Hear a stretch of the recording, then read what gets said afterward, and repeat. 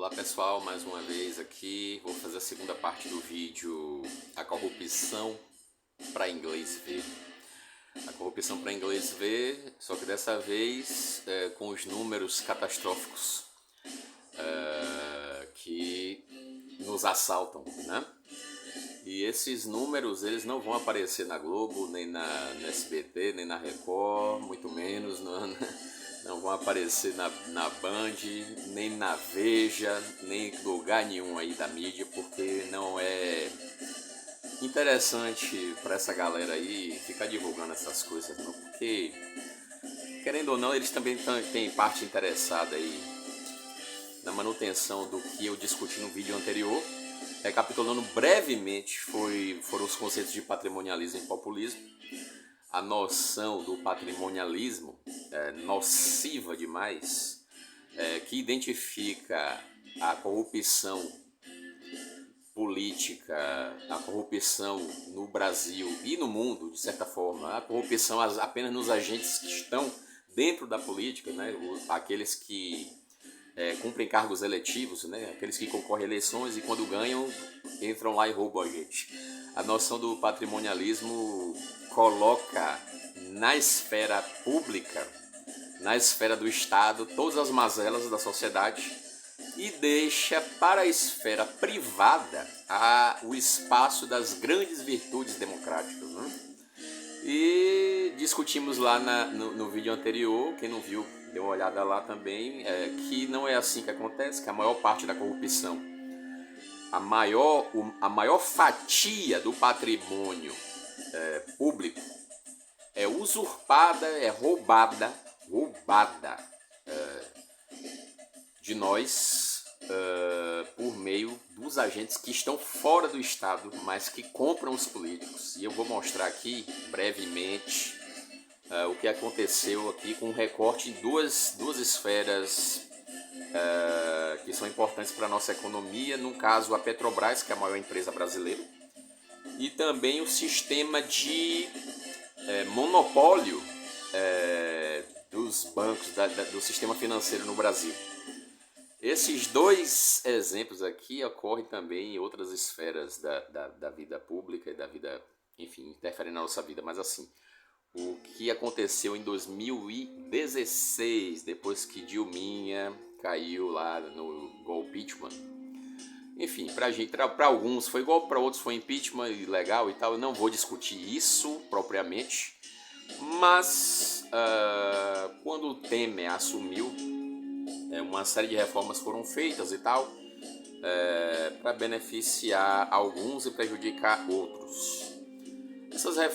Entre essas reformas estava uma coisa que mexia diretamente na Petrobras, que era a maior empresa do Brasil, e ainda é, e espero que continue sendo, mas que a Petrobras, ela acusada, né, da corrupção patrimonialista, em que os agentes indicados pelo PT, eles estavam lá para roubar o patrimônio, é isso que Sérgio Moro diz o tempo todo, né? Eles estavam lá para roubar o patrimônio e aí prenderam, né? Prenderam Nestor Severo, prenderam um bocado de gente importante que estava lá, indicado pelo PT e, enfim. O dinheiro que foi recuperado atesta que aconteceu a corrupção patrimonialista, mas Moro, Globo e nenhuma outra entidade fora da academia, né, fora da universidade, comenta sobre a corrupção que ocorre fora da política. E é essa aqui que eu vou falar agora, que não é fora da política, né? É dentro da política, mas não é pelos políticos eleitos. São pelos agentes virtuosos do Estado. Michel Temer, ele foi convencido a mudar a política de preços da Petrobras, e uma empresa que produz petróleo em real, atua no Brasil, é autônoma na produção de petróleo, é uma empresa que tem seus custos operacionais em real, que paga os salários dos seus servidores, dos funcionários em real, uma empresa autossuficiente e que tem todos os seus custos operacionais na moeda corrente do Brasil, que é o real, a política de preço que existia durante o governo Dilma e antes dele, no de Lula, no de Fernando Henrique, eu não vou ser injusto. A política de preços ela mudou para o PPI. O que é PPI? A paridade de preços internacional, com um único intuito, que era o de satisfazer os interesses de lucro dos acionistas minoritários da empresa. Quem são os acionistas minoritários da Petrobras? A maioria é banco privado e muitos agentes do exterior, né? E pessoas que têm muito capital para poder investir nas ações de peso, né? Do capital não votante da Petrobras. Isso aconteceu durante o Michel Temer. Bolsonaro se elegeu dizendo que ia mudar isso. E quando assumiu, na verdade, ele intensificou essa política, ele deixou os agentes privados acionistas da Petrobras muito felizes, né? E eu vou dar os números aqui para vocês que atestam um sorriso no rosto dessa gente. A Petrobras, passando a usar o PPI, a paridade de política de preços internacional, apesar dos seus custos operacionais serem real, passou a cobrar a gasolina do brasileiro em dólar, como se fosse em dólar pelo parâmetro internacional, né, de comercialização, embora sejamos autônomos na produção e poderíamos ser, e já éramos também autônomos no refino, né, para não ficar só no óleo bruto, e temos refinarias em capacidade ociosa, né, para que a gente importe derivados de petróleo dos Estados Unidos, né, vassalos dos Estados Unidos que nós nos tornamos agora nos anos de Bolsonaro, e tudo em dólar, né? Qual foi a consequência dessa política de paridade de preços internacional? A gasolina, que era R$ 4,00 e alguns centavos no ano de 1 de janeiro de 2019, quando o Bolsonaro assume, essa gasolina chegou aos R$ 8,00 e fração, R$ 8,40, R$ 8,50, depende do lugar. No Acre chegou a R$ 10,00, tem notícias disso, né? O R$ 10,00 o litro da gasolina. O que é que acontece? A política de preço por paridade internacional fez a gasolina subir. A gasolina, o óleo diesel e qualquer derivado. Fez esses itens subirem de preço de uma maneira nunca vista antes. Uma inflação de 100%, 115%, 120% a depender do lugar, com o preço da gasolina em 3 anos e meio. Eram aumentos de preços semanais. E o que é que acontece? O lucro que a Petrobras passou a ter, ele foi estratosférico, foi gigantesco. Só que o lucro da empresa, ele é destinado para algumas coisas em específico.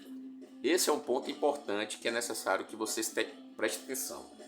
O lucro da Petrobras, ele deve ser destinado tanto para reinvestimento no crescimento da própria Petrobras, quanto destinado ao orçamento da União para fomentar políticas públicas.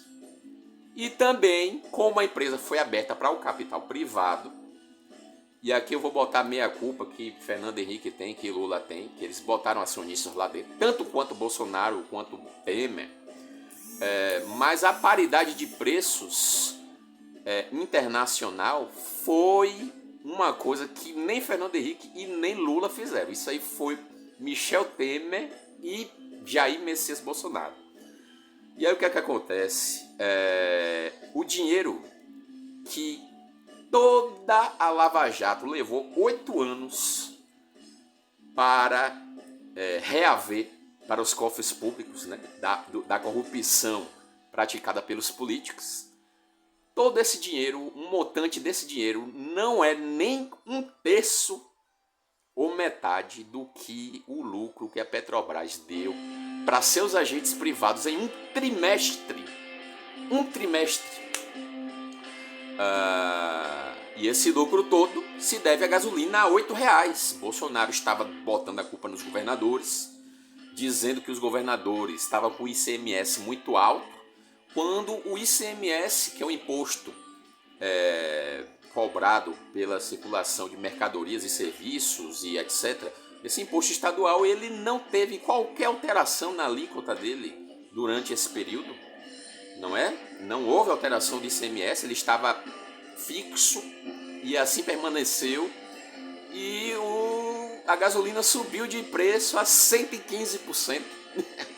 O ICMS era o mesmo, não pode culpar os governadores por isso, né? Bolsonaro mudou a política agora, eleitoreiramente, baixando de maneira artificial o preço da gasolina sem tocar em um centavo sequer do lucro dos acionistas no mercado financeiro que estão lá na empresa da Petrobras. Quem que paga o lucro lindo? 24 bilhões de reais em um trimestre, só no primeiro trimestre do ano de 2022, ano corrente. A empresa Petrobras, que era dos brasileiros, que não é mais roubada porque não está na mão do PT, cobrou durante 3 anos e meio de governo Bolsonaro uma gasolina muito mais cara, a ponto de chegar ao dobro do preço para nós, cidadãos brasileiros. Ao mesmo tempo, os lucros dos agentes, os dividendos dos agentes privados que estão na Petrobras, bancos privados e estrangeiros também, na maior parte do capital privado da Petrobras, esses ficam muito felizes quando o motorista de Uber tem que abastecer, quando o taxista tem que abastecer, quando a gente tem que pegar transporte público para ir fazer as mais diversas atividades das nossas vidas, trabalhar e ter um lazer, qualquer coisa desse tipo, nas grandes cidades sobretudo, quando a gente tem que pagar um frete, né? O caminhoneiro que leva as mercadorias, que abastece os mercados, né? O frete aumenta, a gasolina aumenta, tudo aumenta. Então, assim, quem fica feliz com isso é justamente quem está ganhando, e não somos nós, né? Não somos nós definitivamente.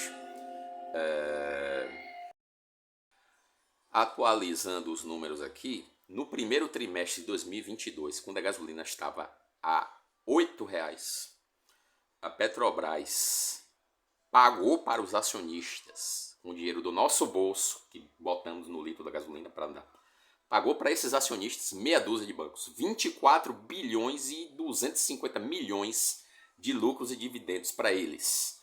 Ao mesmo tempo, no mesmo período, apenas 8 bilhões e 800 milhões foram destinados para a União. E a outra parte, que era para reinvestimento na empresa, ela ficou escamoteada. A Petrobras não tem investido, né? O investimento para o próprio crescimento da nossa empresa, a estatal Petrobras, esse investimento ele caiu significativamente, né? Então, assim, quem dá as cartas é o mercado financeiro, são os acionistas que estão lá na empresa. A Petrobras, que era pública, patrimônio dos brasileiros. Na verdade, esse desmonte, ele também ajuda a justificar o interesse do Paulo Guedes e da equipe toda econômica de Bolsonaro em privatizar a Petrobras, porque a Petrobras passa a ser mal vista. É o monopólio do Estado, não tem concorrência, é por isso que os preços estão altos. Será que é por isso? Não, definitivamente não é por isso. Um outro exemplo que eu também vou recortar aqui para explanar para vocês é com relação aos lucros exorbitantes das taxas de juros dos bancos privados, e essa aqui é um calcanhar de Aquiles para o próprio Lula. Mas Bolsonaro não se elegeu prometendo mudar tudo, manteve tudo e ainda piorou. Saiu uma lista dos bancos mais lucrativos e rentáveis do mundo, e no top 10 dos bancos mais rentáveis do mundo há 4 bancos brasileiros, 4 bancos do Brasil e estão no top 10 de bancos mais ricos, mais lucrativos do mundo, ao lado de bancos dos Estados Unidos. Na lista você não vai encontrar nenhum banco do Japão no top 10. Você não vai encontrar banco do Japão, que é um país 5 vezes mais rico que o Brasil. Você não vai encontrar nenhum banco da Alemanha, que é um país 4 ou 3 vezes mais rico que o Brasil, né? Você não encontra bancos do Reino Unido, que também são mais ricos que nós, mas você encontra 4 bancos do Brasil, 3 deles privados e um de economia mista, ao lado dos bancos americanos, que são a nação mais rica do mundo, né? Nessa lista aí, a gente vai tirar uma coisa que é justamente a taxa de lucro, a margem de lucro. E a margem de lucro dos bancos, ela está relacionada com o dinheiro que ela arrecada e o quanto ela cobra de juros quando o banco empresta o dinheiro, né? Essa é a diferença, é o tal do spread bancário. É claro que o lucro vai além do spread bancário, porque tem as despesas e tal, mas isso não importa. O que importa dizer é que as taxas de lucro dos bancos é muito exorbitante, muito abusiva, né? Os brasileiros estão endividados e esse é um dos motores da economia, né? Que é o consumo das pessoas, né? E com esse endividamento para os bancos fica difícil. Mas assim, como acontece isso? Quem é empreendedor, ele precisa, em via de regra, financiar seu empreendimento. E como financiar seu empreendimento? Recorre aos bancos. No financiamento do seu empreendimento, o empresário, o microempresário, o pequeno empresário, ele vai precisar pagar uma taxa de juros aos bancos. E essa taxa é definida primeiro pelo Banco Central, né, que está com a política de Bolsonaro,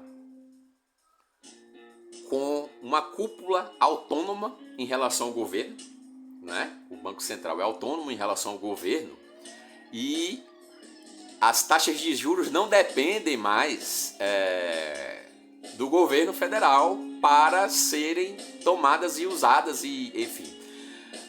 Isso agora com o Bolsonaro, mas assim, as taxas de juros historicamente são altas no Brasil, mas os bancos privados no Brasil, eles têm lucrado muito com o oligopólio de meia dúzia de bancos que comandam o sistema financeiro. E quando a gente se financia para empreender, a taxa de juros é tão alta e abusiva que o rendimento que os bancos têm com os juros, né, dos empréstimos, eles são mais altos do que o lucro da atividade econômica daquele que se financiou. E aqui entra um ponto muito importante. Por que as empresas no Brasil fecham? 20% das empresas no Brasil, praticamente, quase 20%, fecham no primeiro ano de atividade. Elas fecham porque elas não conseguem se manter com uma atividade financeira, do mercado financeiro tão hostil à atividade da economia real. O que é economia real? Olha, agricultura, pecuária, comércio, indústria, o setor de serviços. O trabalho das pessoas é a economia real. E o banco faz o quê? O banco toma dinheiro emprestado, pega dinheiro e empresta dinheiro. Isso não é economia real, isso é economia financeira. Ela está sugando a atividade econômica do Brasil, sugando o suor das pessoas, inviabilizando o nosso crescimento. E o governo Bolsonaro dá amém para isso aí, né? Amém. Da mesma forma como deu amém para a política financeira dos agentes externos à política, na política de preços da Petrobras, certo? Esses são só 2 exemplos, há muitos mais, mas assim, o montante de roubos que todo mundo gosta de dizer da Lava Jato não chega a um trimestre do que aconteceu com a Petrobras durante o governo Bolsonaro. Então, assim, a corrupção, para inglês ver, quer dizer justamente isso, né? A mídia, que é parte interessada, fica em silêncio com relação à corrupção dos agentes que estão fora da política, né? E esses agentes são muito nocivos e a gente tem que identificar do lado de quem eles estão, certo? E Bolsonaro com certeza está alinhado com eles. Comprou num estelionato eleitoral inédito na história o Congresso para manter um auxílio sem um lastro para o custeio, com o Auxílio Brasil causando um rombo multibilionário nas contas públicas, e o governante que assumir no ano que vem vai encontrar o país em frangalhos, com um déficit gigantesco nas contas públicas, ainda maior do que quando recebeu. E este era o recado que eu tenho para hoje. Espero que os vídeos tenham sido esclarecedores. Quem não viu os demais vídeos, eles estão no meu canal. E agradeço a todos pela atenção. Não vamos permitir que o que está aí aconteça. Vote consciente no dia 30. Obrigado pela atenção.